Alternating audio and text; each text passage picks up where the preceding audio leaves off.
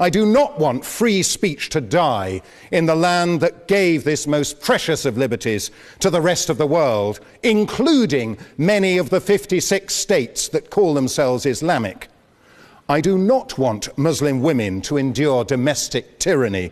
The Pew survey reveals that more than 90% of the world's 1.5 billion Muslims believe that wives must always obey their husbands. One of the most interesting speakers of our generation is the great Daniel Johnson, British journalist. Here he is speaking at the Oxford debates on the question, is Islam a religion of peace? I want to hear what you have to say about this, so don't forget to leave your comments below, and of course subscribe to this great channel, and we'll talk to you on the other end of the video. Ladies and gentlemen, I very nearly decided not to come today. Yesterday, a British soldier was decapitated in cold blood on the streets of London by Islamists shouting Allahu Akbar. One of them told the British public, "You people will never be safe." Why should I, a married father of 4, take the risk of questioning the religion of peace at a public debate that will be filmed and no doubt appear on the internet? I have met Ayaan Hirsi Ali, who was forced to live in hiding and then to leave Europe after her friend Theo van Gogh suffered the same fate as the soldier in Amsterdam. I have met the historian Benny Morris, who was assaulted outside the London School of Economics by Muslim students merely because he was an Israeli. I have British friends who have been forced to move to a secure gated refuge because of similar threats. But I have come precisely because I do not want to live in fear in a free country, our country. I do not want this great university, our university, to become a place where academics are intimidated. I do not want free speech to die in the land that gave this most precious of liberties to the rest of the world, including many of the 56 states that call themselves Islamic. I do not want Muslim women to endure domestic tyranny. The Pew survey reveals that more than 90% of the world's 1.5 billion Muslims believe that wives must always obey their husbands. 90%. Earlier today, I attended the funeral of a dear friend, Professor Geza Vermes, a man whose remarkable career shows what freedom means and why we must fight to preserve it here in Oxford. It was only because he, unlike his parents, survived the Holocaust in Hungary that he ever came here to found the discipline of Jewish studies. Geza was hidden from the Nazis by the church and after the war became a Catholic priest. But later, he criticized the church's attitude to the Dead Sea Scrolls, which he insisted should be made available to the academic world, regardless of their implications for the origins of Christianity. Indeed, he became a leading expert and was the first to translate them into English. Later, he left the priesthood to get married and decided to revert to his Jewish roots. Here in Oxford, Geza began to investigate what he called the Jewish Jesus, not the Son of God or even the founder of Christianity, but a charismatic Jewish preacher. Geza challenged Christian orthodoxy at every point, though just before he died, he also shocked Orthodox rabbis by showing in an article for Standpoint, the not very right-wing magazine that I edit, that crucifixion had been used by Jewish rulers as well as Roman ones. With a foot in both Jewish and Christian camps, but beholden to neither, Geza enlarged our knowledge of the world of Jesus more than anybody else in our time. I've dwelt on his career, the career of Geza Vermes, for one simple reason. None of it would have been possible in any Islamic country. His change of religion would have been treated as apostasy, despite the fact that the Quran suggests only that an apostate will suffer in the next world. Under Sharia law, it is a capital offense, and many Muslim-majority countries do in fact impose the death penalty. The latest Pew survey suggests that a majority of Muslims around the world agree with this draconian punishment. Even worse in the eyes of Islamic authority was Geza Vermes' investigation of Jesus. If he had attempted to apply the same modern scholarly methods to the Prophet Muhammad in an Islamic country, he would certainly have been executed for blasphemy as a non-Muslim or for apostasy if he had been a Muslim. One recent example was a leading Islamic scholar in Sudan, Mahmoud Taha, who was executed for apostasy merely because he presented Islam as a religion of peace, drawing on Muhammad's more conciliatory sayings rather than the warlike doctrines he later adopted. Not only would an open-minded intellectual like Geza Vermes have no place in an Islamic country, but a university like Oxford, in which liberty of research into everything, including Islam, is not merely permitted but obligatory, could not exist. There are no universities in this sense in the Muslim world, and the academic study of Islam, and especially of its founder, has been greatly inhibited by the suppression of free intellectual inquiry. Now, how does this lack of free speech and inquiry bear on the question we are debating tonight? In my view, it is crucial. Islam has the potential to be a religion of peace. No, sorry, I'm not taking points of information. But it will need to evolve a great deal if it is actually to become a religion of peace. Islam cannot evolve unless Muslim authorities, both religious and secular, allow the freedoms we in the West take for granted. Freedom of speech, freedom of the press, freedom of conscience. Of course, these freedoms go together with other basic principles which are absent in those countries. Equality before the law, civil and political rights, constitutional democracy, economic liberty, the separation of church or mosque and state. All these ideas emerged in the West because the Judeo-Christian tradition has always evolved in classical and medieval, Renaissance and Enlightenment periods, and it is still evolving today. As a Catholic, I must acknowledge that it is only in my lifetime that the Church adapted its teaching on the Jews from enemies to brothers. And in order to ensure that the 1.2 billion Catholics could see that the Church banished anti-Semitism in its practice as well as its preaching, successive popes have gone out of their way to reach out to Jewish people. How very different is the situation in Islam. Where Jews and Christians have allowed the reinterpretation of the Bible, Muslim scholars have insisted that the Quran, as the unmediated word of Allah, cannot be reinterpreted. Despite this rigidity, Islam did evolve in its early centuries, but since the medieval period, it has undergone successive waves of fundamentalism intended to restore the faith to its original purity and to impose it, if necessary by force, on the rest of the world. We are living through such a wave today, which includes the Wahhabi and Salafist branches of Sunni and the Iranian-inspired Shia Islam. The overall name we give to these movements is Islamism, or radical Islam. Rather than emphasize the earlier, more pacific elements in Muhammad's teaching, such as his Constitution of Medina, which granted equal rights to Jews, Christians and pagans, Islamists emphasize later doctrines, such as the division of the world into the Dar-ul-Islam and the Dar-ul-Harb, the House of Islam and the House of War. We are living apparently in the House of War. Or the draconian enforcement of Sharia law. Not content with the attempt to convert non-Muslims, Islamists stress the obligation to carry out jihad, understood to mean holy war, including terrorism. As we saw yesterday in Woolwich, or a few weeks ago in Boston, radical Islam is not only a threat in the Muslim world, but also here in our midst. It is, in fact, the most direct threat to Western civilization in the world today. It is not enough, it is not enough for Muslim apologists to point to statements of regret after terrorist attacks.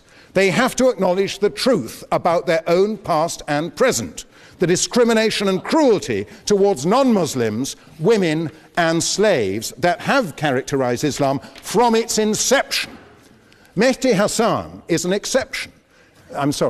In a brave and remarkable article in the New Statesman, he revealed what he called our dirty little secret, that anti-Semitism in the Muslim community is, quote, routine and commonplace, unquote. It was brave because Muslims have reason to fear reprisals when they speak out, and it was remarkable because most Muslims are in denial, encouraged by the pernicious notion of Islamophobia. Because of that notion, the police and other authorities were in denial about the rape and exploitation of girls here in Oxford, an evil that was only exposed at their recent trial. But what other dirty little secrets might Mehdi Hasan like to admit? Who else are Muslims, at least of the radical persuasion, inclined to denounce in private. What do they say about Christians and other non-Muslims, including atheists? What about homosexuals or women whose dress or behavior is un-Islamic? We know what Islamic states do to all these and many other categories of people. They persecute and kill them. They claim the authority of Islam, of the Quran, the Hadith, the Sharia, and their own leading scholars. I know there are other scholars who defy the Islamists. I had the honor of meeting the late Zaki Badawi, the founder of the Muslim College, who fought against the influx of Saudi-funded imams into British mosques, who fought for Muslim integration and who denounced the fatwa against Salman Rushdie. But, Badawi lost all these battles. His leadership role has been usurped by Tariq Ramadan, who occupies a chair here in Oxford. He comes from a very different tradition, that of the Muslim Brotherhood, the vanguard of Islamism. To be blunt, Professor Ramadan is an Islamist wolf in sheep's clothing. Beware of him. A religion of peace has to practice what it preaches. I'm almost done. You only have to watch the news of persecution, war, and terror from the Muslim world and beyond to find that religion of peace rings hollow. Peace is not on offer to the rest of us except at a price that is unacceptable. The price of submission to the Islamists who increasingly dominate their fellow Muslims across the globe. One of the Woolwich terrorists told onlookers he had committed his carnage because he wanted to bring our troops back so we can all live in peace. Our troops? He had just butchered one of them. That is not only murder, that is treason. Until it is purged of the radicals who preach in its name, until we can feel safe on our streets again, Islam does not deserve to call itself a religion of peace. I urge you to oppose this motion. Well, there he is, the great Daniel Johnson at Oxford University, talking about the question, is Islam a religion of peace? Well, I think the answer is pretty obvious. The answer is no. Look around the world today.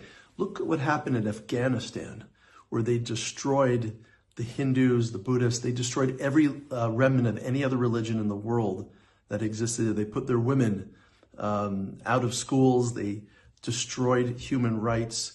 They murdered anybody that stood in their way. Since 9/11, Islamic forces, Islamic fundamentalists have committed over 48,000 acts of terror in the world. Almost every country where they go, they create death and horror to their societies. Let's look at what happened in Lebanon.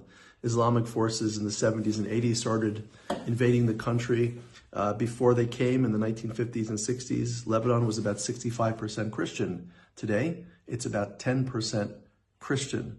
There's only one place in the world where Christians are actually growing in the Middle East, and that is the state of Israel. So this is quite remarkable. Almost every country they go to, they're going to create war, they're going to create horror, they're going to create violence and terror. And that's what's happening right now in England and in France and in Italy and in Spain and parts of the United States and for sure in Canada and in Australia. Remember the first night of Hanukkah a few months ago, two Islamic terrorists inspired by and trained by ISIS, a father and a son. Can you imagine a father and son were actually planned the murder and went ahead and murdered 15 Jews, slaughtered them on the first night of Hanukkah, one of the holiest days of the year, by shooting them down with a rifle. And if you want to see what real Islamic terror looks like and how they don't spread peace, look at Gaza. In 2005, Israel withdrew from the Gaza Strip, allowing them to build whatever state society they wanted to build. Well, they could have turned Gaza into a tourist industry. They could have built farmland. They could have built high-tech technology and factories. And what did they do instead? They took billions of dollars for people like yourselves paying tax money from all around the world, and they funneled it into building over 300 miles of underground terror tunnels.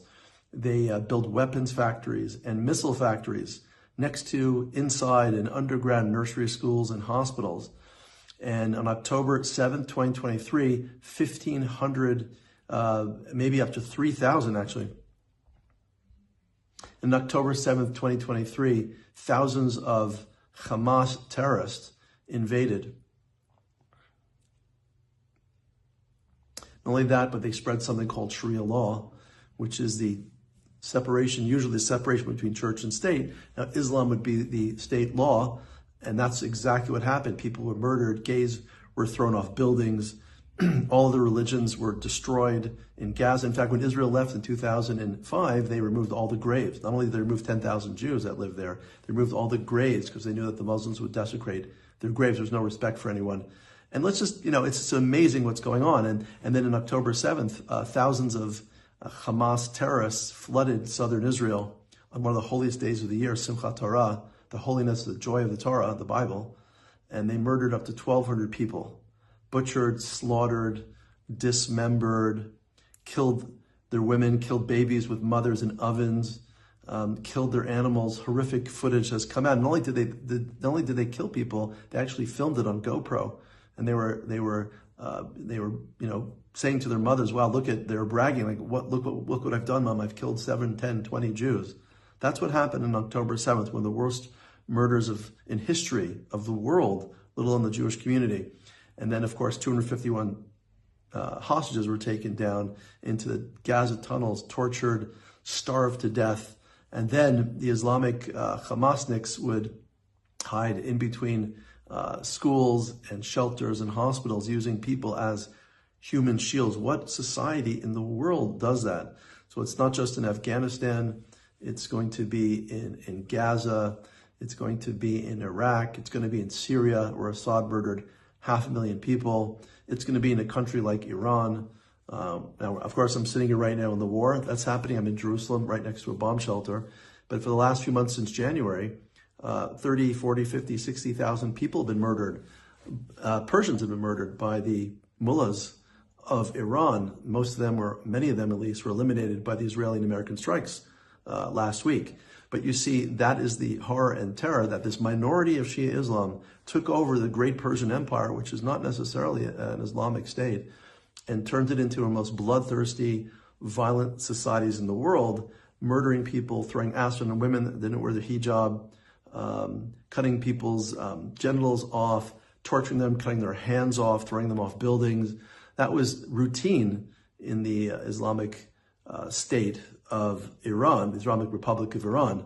And of course, we know that they had now shot missiles to all their neighbors right now. Not only did they try to murder as many Israelis as possible, sending thousands of missiles, which I've seen some of them personally over the last week or so, but they started firing missiles at the United Arab Emirates, at Bahrain, at Saudi Arabia, at Qatar, who's supposed to be defending them in the West, and of course at Israel. And even European countries are now being hit by the mullahs of Iran. That Cyprus was just attacked, and Turkey, a missile was shot towards Turkey, and so on. So we see almost every society that they're in, they cause dissension, they cause violence. And it's really unfortunate. Moderate Muslims have to stand up, and there are great people out there that are standing up to the dictates of the mullahs of the religion, to the imams, to the mosques that are preaching hatred and destruction for people around them. And thank God we have people like Daniel Johnson who are speaking up for the truth, even though it's difficult. And of course, I want to hear what you have to say about it, so don't forget to leave your comments below, subscribe to this great channel, and talk to you in future great videos.